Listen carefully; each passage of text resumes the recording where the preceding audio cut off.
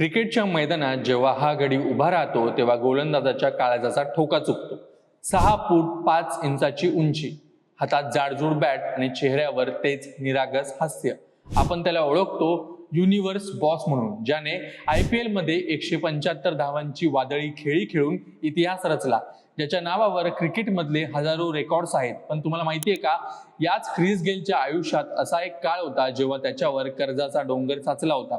इतका मोठा डोंगर की त्याला स्वतःचे घरचे बिल भरणंही कठीण झालं होतं. आज ज्या IPL मध्ये क्रिस गेलला घेण्यासाठी फ्रँचायझी कोट्यांवधी रुपये मोजायला तयार असतात, त्याच IPLच्या लिलावात 2011 साली क्रिस गेलला कोणीही वाली नव्हता. तो अनसोल्ड राहिला होता.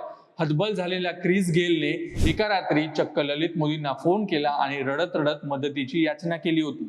काय होता तो फोन कॉल?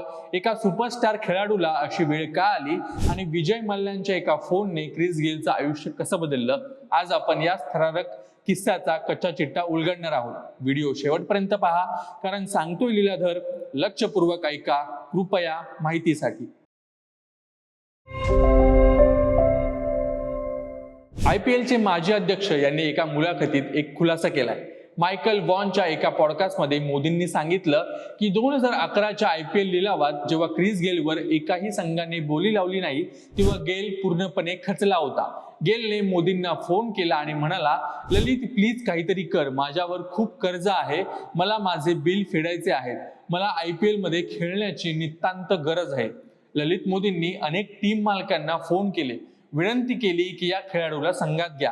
पण धक्कादायक म्हणजे प्रत्येकाने मोदींना नकार दिला. कुणाला वाटलं गेलचा फॉर्म संपलाय, तर कुणाला वाटलं त्याचं वय झाले. शेवटी मोदींनी रॉयल चॅलेंजर्स बँगलोरचे मालक विजय मल्ला यांना फोन केला आणि त्यांना पटवून दिलं की तुमच्या संघात एक जागा रिकामी आहे, या खेळाडूला संधी द्या. आणि तिथेच इतिहास बदलला.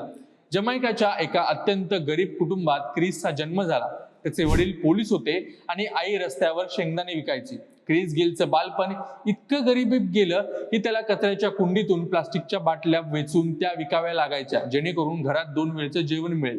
क्रिसने जेव्हा क्रिकेट खेळायला सुरुवात केली तेव्हा त्याच्याकडे स्वतःची बॅट घेण्यासाठीही पैसे नव्हते, पण जिद्द मोठी होती. वेस्ट इंडिजच्या लुकास क्रिकेट क्लब मधून त्याने आपला प्रवास सुरू केला. त्याने कधीच हार मानली नाही, पण वेस्ट इंडिज क्रिकेट बोर्डाचे त्याचे वाद आणि दुखापतींमुळे त्याच्या करिअरमध्ये अनेकदा चढ उतार आले. 2011च्या आसपास बोर्डासोबतच्या वादामुळे तो वेस्ट इंडिज संघातून बाहेर होता आणि तिथेच त्याची आर्थिक कोंडी झाली होती. क्रिस गेलचं भारताशी असलेले नातं ते केवळ IPL पुरतं मर्यादित नाही. क्रिस गेल स्वतःला हाफ इंडियन मानतो. तो म्हणतो की भारताने त्याला जे प्रेम दिलं ते जमैकानेही दिलं नाही. RCB मध्ये आल्यानंतर बँगलोरच्या चिन्नास्वामी स्टेडियमने त्याला किंग बनवलं. तो इथल्या रिक्षावाल्यांसोबत गप्पा मारतो, इथल्या रस्त्यावर डान्स करतो आणि इथल्या जेवणावर तर त्याचं विशेष प्रेम आहे.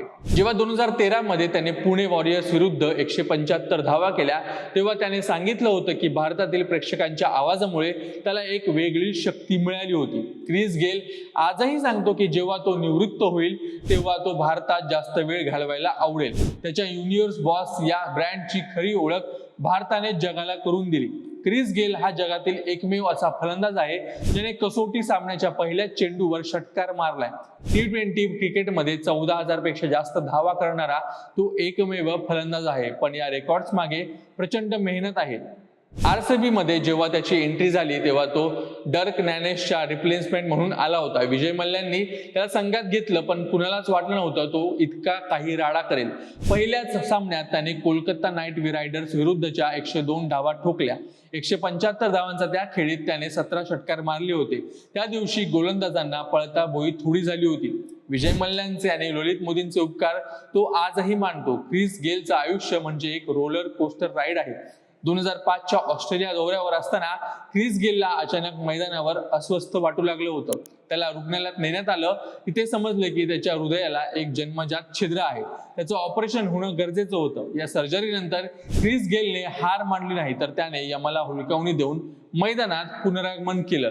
क्रिस गेल जितका त्याच्या खेळासाठी प्रसिद्ध आहे, तितका तो त्याच्या पार्टी अॅनिमल इमेजसाठी सुद्धा ओळखला जातो. जमैकामध्ये त्याचं एक आलिशान घर आहे. त्याचं नाव त्याने सी व्ह्यू असं ठेवलंय. तिथे त्याने स्वतःचा एक खास नाईट क्लब सुद्धा बनवलाय. पण या झगमगाटामागे अनेक वादही जोडले आहेत. 2016 मध्ये एका महिला पत्रकाराला लाईव्ह मुलाखती दरम्यान डोंट ब्लश बेबी म्हणणं त्याला महागात पडलं होतं. यामुळेच त्याच्यावर टीकाही झाली. पण गेलने नेहमीच स्पष्ट केली की तो त्याचं आयुष्य त्याच्या अटींवर जगतो. क्रिस गेल हा केवळ एक क्रिकेटपटू नाही, तर तो एक एंटरटेनर आहे ज्याला जगाने असा आहे तसं स्वीकारलंय. क्रिस गेलला आपण फक्त बॅट फिरवताना पाहिलंय, पण या माणसाच्या अंगात म्युझिक आणि डान्स अक्षरशः भिनलेला आहे. वेस्ट इंडिजच्या रक्तामध्येच मुळात लय असते, पण गेलने ती जगासमोर आणली. तुम्हाला गंगनम स्टाईल आठवत असेल, 2012च्या वर्ल्ड कप विजयानंतर गेलने डान्स केला होता. तो पाहून साऊथ कोरियन स्टार पिसाय सुद्धा थक्क झाला असेल. इतकंच नाही तर IPL मध्ये विराट कोहली सोबत केलेला भांगडा असो किंवा विंडीजच्या गाण्यावरचा थिरकणारा डान्स, गेलने मैदानात चक्क डान्स फ्लोअर बनवून टाकलं होतं. क्रिस गेल आता अधिकृतपणे गायक सुद्धा बनलाय. त्याने युनिव्हर्स बॉस नावाचं स्वतःचं म्युझिक अल्बम रिलीज केलं आहे. जमैकाचा प्रसिद्ध गायक स्टायलो जी सोबत त्यानं सेलिब्रिटी हे गाणं केलं होतं आणि ते गाजलं सुद्धा होतं. तो म्हणतो की क्रिकेट संपल्यानंतर म्युझिक हेच त्याचं दुसरं आयुष्य असेल.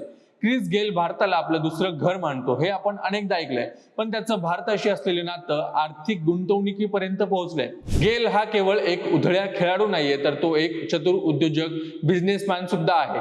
भारतातील वाढती बाजारपेठ ओळखून त्याने इथल्या काही स्टार्टअप मध्ये मोठी गुंतवणूक केली आहे. त्याने इन्स्टाक्रिक सारख्या पोस्ट प्लॅटफॉर्म मधून पैसा लावला आहे. इतकंच नाही तर क्रिस गेलचं भारतातील रिअल इस्टेटमध्येही विशेष रस असल्याचं बोललं जाते. गोव्यातील काही मालमत्तांमध्ये आणि मुंबई बँगलोर मधील काही व्यावसायिक प्रकल्पांमध्ये त्याचं नाव जोडलं गेलंय. त्याला भारतात गेल्स किचन नावाचं रेस्टॉरंट सुद्धा सुरू करायचं होतं. तर मित्रांनो, क्रिस गेलची ही गोष्ट वाचल्यावर एक गोष्ट लक्षात येते की तुमची सुरुवात कशी झाली यापेक्षा तुमचा शेवट कसा करता हे जास्त महत्वाचं असतं. कचरा वेचणारा मुलगा, हृदय शस्त्रक्रिया झालेला रुग्ण आणि कर्जात बुडवलेला खेळाडू, या सर्व संकटावर मात करून जो उभा राहिला तोच खरा युनिव्हर्स बॉस. तुम्हाला काय वाटतं? गेलचं भारतावरचं प्रेम खरं आहे की हा फक्त व्यवसायाचा भाग, आणि गेलने पुन्हा एकदा IPL मध्ये मेटॉर म्हणून यायला हवं का?